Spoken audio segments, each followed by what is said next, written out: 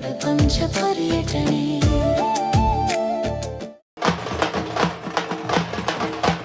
Mysuru palace ಅಂತ ನಾವು ನೋಡ್ತಾ ಇದ್ದೀವಿ. ಅದನ್ನ ಅವರು ಕಟ್ಟಿಸಿದರು.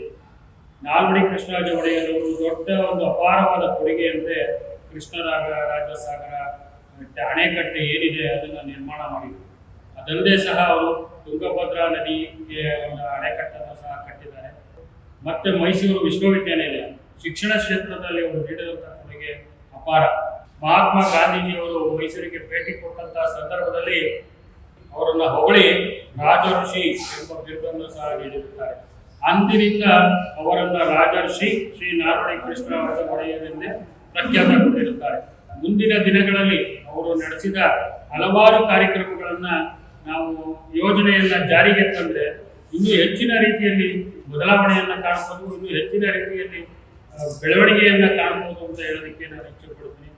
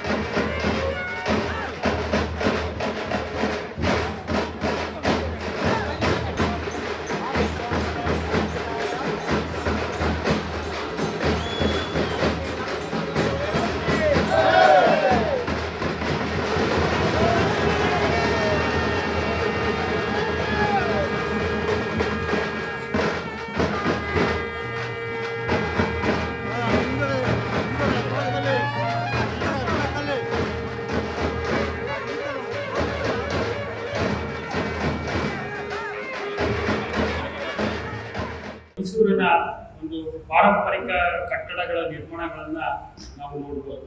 ಮೈಸೂರಿನ ಅರಮನೆ ಆಗಿರ್ಬೋದು, 1902ನೇ ಇಸ್ವಿಯಲ್ಲಿ ಮೈಸೂರಿನ ಅರಮನೆ, ಈಗ ನಾವೇನು ಮೈಸೂರು ಪ್ಯಾಲೇಸ್ ಅಂತ ನಾವು ನೋಡ್ತಾ ಇದ್ದೀವಿ, ಅದನ್ನು ಅವರು ಕಟ್ಟಿಸಿದರು.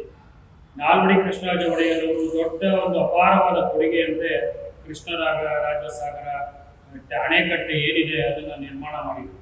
ಅದಲ್ಲದೆ ಸಹ ಅವರು ತುಂಗಭದ್ರಾ ನದಿಗೆ ಒಂದು ಅಣೆಕಟ್ಟನ್ನು ಸಹ ಕಟ್ಟಿದ್ದಾರೆ. ಅದಲ್ಲದೆ ಅವರು ಸಾಮಾಜಿಕವಾಗಿ ಅನೇಕ ಕೊಡುಗೆಗಳನ್ನು ನೀಡಿದ್ದಾರೆ. ಮೈಸೂರಿಗೆ ಒಂದು ಬ್ಯಾಂಕಿನ ವ್ಯವಸ್ಥೆ, SP state bank of Mysuru ಪ್ರಪ್ರಥಮವಾಗಿ ಮೈಸೂರಿನಲ್ಲಿ ಸ್ಥಾಪನೆಯಾಗಿತ್ತು. ಮತ್ತು ಮೈಸೂರು ವಿಶ್ವವಿದ್ಯಾನಿಲಯ ಶಿಕ್ಷಣ ಕ್ಷೇತ್ರದಲ್ಲಿ ಅವರು ನೀಡಿದಂಥ ಕೊಡುಗೆ ಅಪಾರ. ಮಹಿಳೆಯರಿಗೆ ಶಿಕ್ಷಣ ಪ್ರಾರಂಭವಾಗಿದ್ದು ಅವರ ಒಂದು ಕಾಲದಲ್ಲಿ ಅಂತ ಹೇಳ್ಬೋದು. ಬಾಲ್ಯ ವಿವಾಹವನ್ನು ಮೈಸೂರು ಸಂಸ್ಥಾನದ ಒಂದು ಪ್ರಪ್ರಥಮ ಬಾರಿಗೆ ಶ್ರೇಯಸ್ಸು ಅವರಿಗೆ ಸೇರುತ್ತೆ. ಮೈಸೂರಿನ ಇನ್ನೂ ಅನೇಕ ನಾವು ಎಷ್ಟೋ ಸಂಸ್ಥೆಗಳಿದೆ, ಅದನ್ನೆಲ್ಲ ನೋಡಿದಾಗ ಕನ್ನಡ ಸಾಹಿತ್ಯ ಪರಿಷತ್ ಪ್ರಪ್ರಥಮವಾಗಿ ಕನ್ನಡ ಸಾಹಿತ್ಯ ಪರಿಷತ್ತನ್ನು ನಮ್ಮ ನಾಲ್ವಡಿ ಕೃಷ್ಣರಾಜ ಒಡೆಯರ್ ಅವರು ಸ್ಥಾಪಿತ ಮಾಡಿದ್ದಾರೆ. ಹಾಗೆಯೇ ಇನ್ನೂ ಅನೇಕ ಅನೇಕ ಅನೇಕ ಒಂದು hydro electric power plant Malavalli, ನೀವು ಎಲ್ಲರಿಗೂ ಗೊತ್ತಿರೋ ಹಾಗೆ ಮಳವಳ್ಳಿಯಲ್ಲಿ ಒಂದು ಹೈಡ್ರೋ ಎಲೆಕ್ಟ್ರಿಕ್ ಇದಿದೆ. ಜನರೇಷನ್ ಆಫ್ ಕರೆಂಟ್, ನಮ್ಮ ವಿದ್ಯುತ್ ಶಕ್ತಿಯನ್ನು ಹೆಂಗೆ ಉತ್ಪಾದನೆ ಮಾಡೋದು ಅನ್ನೋದ್ರ ಬಗ್ಗೆ ನಾಲ್ವಡಿ ಕೃಷ್ಣರಾಜ ಒಡೆಯರ್ ಅವರು ಆಗಿನ ಒಂದು ಅವರ ದೂರದೃಷ್ಟಿಯನ್ನು ಇಟ್ಕೊಂಡು ನಮ್ಮ ಮೈಸೂರಿಗೆ ಒಂದು ಕೊಡುಗೆಯಾಗಿ ನೀಡಿದ್ದಾರೆ. ಅವರ ಇನ್ನೂ ಅನೇಕ ಕಾರ್ಯಕ್ರಮಗಳು ನಡೆಸಿರೋದನ್ನ ಅವರು ನಡ್ಕೊಂಡು ಬಂದಿರೋ ರೀತಿಯನ್ನು ನಮ್ಮ ಮಹಾತ್ಮ ಗಾಂಧೀಜಿಯವರು ಮೈಸೂರಿಗೆ ಭೇಟಿ ಕೊಟ್ಟಂತಹ ಸಂದರ್ಭದಲ್ಲಿ ಅವರನ್ನು ಹೊಗಳಿ ರಾಜಋಷಿ ಎಂಬ ಬಿರುದನ್ನು ಸಹ ನೀಡಿರುತ್ತಾರೆ. ಅಂದಿನಿಂದ ಅವರನ್ನು ರಾಜರ್ಷಿ ಶ್ರೀ ನಾಲ್ವಡಿ ಕೃಷ್ಣರಾಜ ಒಡೆಯರೆಂದೇ ಪ್ರಖ್ಯಾತಗೊಂಡಿರುತ್ತಾರೆ. ಮೈಸೂರಿನ ಅನೇಕ ಮಹಾರಾಜರುಗಳಲ್ಲಿ ಇವರು 1940 ಆಗಸ್ಟ್ 3ರಂದು ದೈವಾಧೀನರಾದರು. ಕೇವಲ ತಮ್ಮ 56 ವರ್ಷ ಅವರ ಒಂದು ಜೀವನದಲ್ಲಿ ತುಂಬ ಯೋಜನೆಗಳನ್ನು ಮಾಡಿ ನಮ್ಮ ಮೈಸೂರು ಸಂಸ್ಥಾನಕ್ಕೆ ಅದನ್ನು ಹೇಳೋದಕ್ಕೆ ಸಾಕು. ಇಂದಿನ ರಾಜಕಾರಣಿಗಳು ಅವ್ರು ಮಾಡಿರೋಂಥ ಒಂದು ಎಳ್ಳಷ್ಟು ಕೂಡ ಯಾವುದೇ ಕಾರ್ಯಕ್ರಮಗಳನ್ನು ಹಮ್ಮಿಕೊಂಡಿಲ್ಲ ಅಂತಲೇ ನಾವು ಹೇಳ್ಬೋದು. ಸಮಾನ ಶಿಕ್ಷಣ ವ್ಯವಸ್ಥೆ ಮತ್ತು ವಿದ್ಯಾಭ್ಯಾಸದಲ್ಲಿ ಹೆಚ್ಚಿನ ಕೊಡುಗೆ ಆಗಿರ್ಬೋದು, ಸಮಾಜದಲ್ಲಿ ಎಲ್ಲರಿಗೂ ಸಮಾನವಾದ ಹಕ್ಕನ್ನು ನೀಡಿರುವುದರಿಂದ ಆಗ್ಬೋದು, ಇನ್ನೂ ಅನೇಕ ರೀತಿ ಕೊಡುಗೆಗಳನ್ನು ರಾಜಶ್ರೀ ನಾಲ್ವಡಿ ಕೃಷ್ಣರಾಜ ಒಡೆಯರ್ ಅವರು ನಮ್ಮ ಮೈಸೂರಿನ ಜನತೆಗೆ ನೀಡಿದ್ದಾರೆ ಅಂತ ತಪ್ಪಾಗಲಾರದು. ನಾಲ್ವಡಿ ಕೃಷ್ಣರಾಜ ಒಡೆಯರ್ ಅವರ ಜೀವಿತ ಕಾಲದಲ್ಲಿ ಅವರ ಒಂದು ದೂರದೃಷ್ಟಿಯನ್ನು ಇವತ್ತು ನಮ್ಮ ರಾಜಕೀಯ ವ್ಯವಸ್ಥೆಯಲ್ಲಿ ಅದನ್ನು ಬಳಸ್ಕೊಂಡ್ರೆ ಇನ್ನೂ ಅನೇಕ ರೀತಿ ಬದಲಾವಣೆಗಳನ್ನು ತರೋದಕ್ಕೆ ನಮ್ಮ ಸಂಸ್ಥಾನ ಮೈಸೂರು ಸಂಸ್ಥಾನಕ್ಕೆ, ಅಂದರೆ ಇಂದಿನ ಮೈಸೂರು ವಿಧಾನಸಭಾ ಕ್ಷೇತ್ರ ಅಂತ ಏನಿದೆ, ಆ ವಿಧಾನಸಭಾ ಕ್ಷೇತ್ರಗಳಲ್ಲಿ ಅವರು ನೀಡಿದ ಕೊಡುಗೆಗಳನ್ನು ಸ್ಮರಣೆ ಮಾಡುವುದರಿಂದ ಇದನ್ನು ಆಚರಣೆಯನ್ನು ಮಾಡಬೇಕು. ನಮ್ಮ ಜೂನ್ 4ನೇ ತಾರೀಕು ಪ್ರತಿ ವರ್ಷ ನಮ್ಮ ಮೈಸೂರಿನ ಅರಸು ಮಂಡಳಿ ಸಂಘ ಅವರಿಗೆ ಪುಷ್ಪಹಾರ, ಅವರ ಪ್ರತಿಮೆಗೆ ಕೃಷ್ಣರಾಜ ಸರ್ಕಲ್ ಅಂತ ಏನಿದೆ ಆ ಪ್ರತಿಮೆಗೆ ಕೃಷ್ಣರಾಜ ಒಡೆಯರ್ ಅವರ ಒಂದು ಪ್ರತಿಮೆಗೆ ಮಾಲಾರ್ಪಣೆ ಮಾಡುವುದರ ಮೂಲಕ ಹಾಗೂ ಅರಸು ಮಂಡಳಿ ಸಂಘದವರು ಪ್ರತಿ ವರ್ಷ ಒಂದು ಮೆರವಣಿಗೆ ಮಾಡುವ ಮೂಲಕ ಮೈಸೂರಿನ ಜನತೆಗೆ ಅವರು ನೀಡಿದಂಥ ಕೊಡುಗೆಗಳನ್ನು ಒಂದು ಉದಾಹರಣೆಯನ್ನು ನೀಡ್ತಾ ಬಂದಿದ್ದೀವಿ. ಆದ್ದರಿಂದ ಮುಂದಿನ ದಿನಗಳಲ್ಲಿ ಅವರು ನಡೆಸಿದ ಹಲವಾರು ಕಾರ್ಯಕ್ರಮಗಳನ್ನು ನಾವು ಯೋಜನೆಯನ್ನು ಜಾರಿಗೆ ತಂದರೆ ಇನ್ನೂ ಹೆಚ್ಚಿನ ರೀತಿಯಲ್ಲಿ ಬದಲಾವಣೆಯನ್ನು ಕಾಣಬಹುದು, ಇನ್ನೂ ಹೆಚ್ಚಿನ ರೀತಿಯಲ್ಲಿ ಬೆಳವಣಿಗೆಯನ್ನು ಕಾಣಬಹುದು ಅಂತ ಹೇಳೋದಕ್ಕೆ ನಾನು ಇಚ್ಛೆ ಪಡ್ತೀನಿ.